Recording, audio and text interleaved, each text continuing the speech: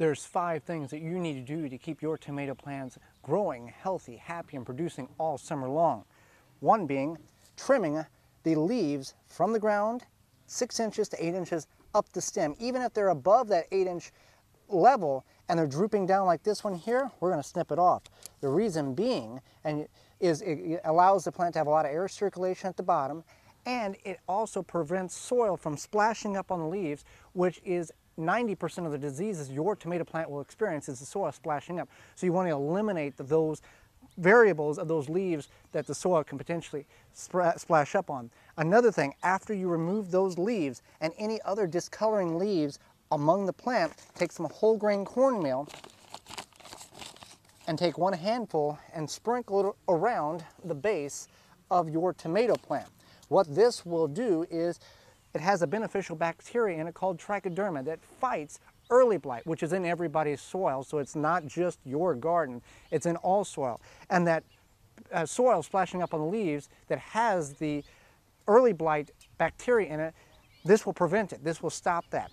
Also, at the time of planting, prior to planting, or if you've already planted, you can take a handful of Epsom salt and sprinkle it around the base of your tomato plant. What Epsom salt is, it's magnesium sulfate. It helps the tomato plant pick up the needed calcium in the soil so you don't experience blossom end root rot, which is that blackening underneath the tomato plant. This does not prevent it, it allows the plant to take up the necessary calcium in the soil.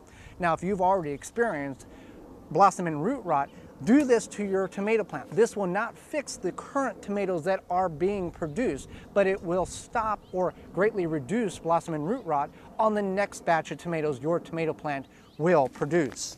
Suckers are another controversial topic when it comes to tomato plants, removing them or leaving them on. I say leave them on. Now, a sucker is additional growth at a joint right here.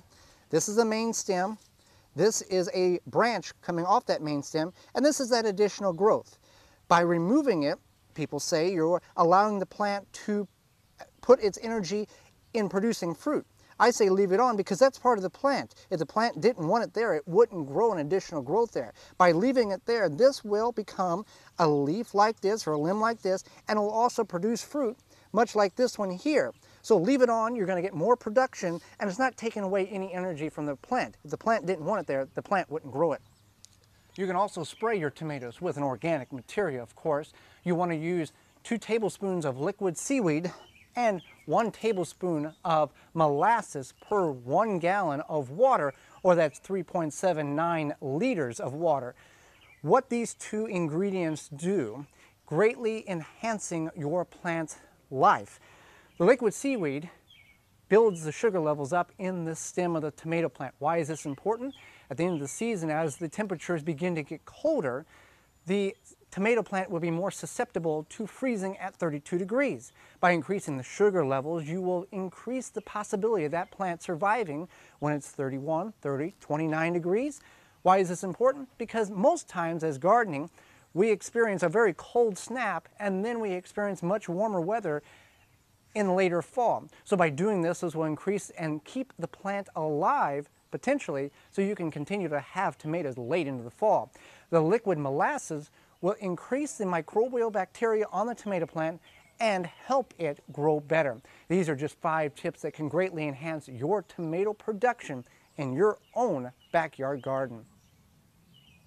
For more information, please visit thewisconsinvegetablegardener.com.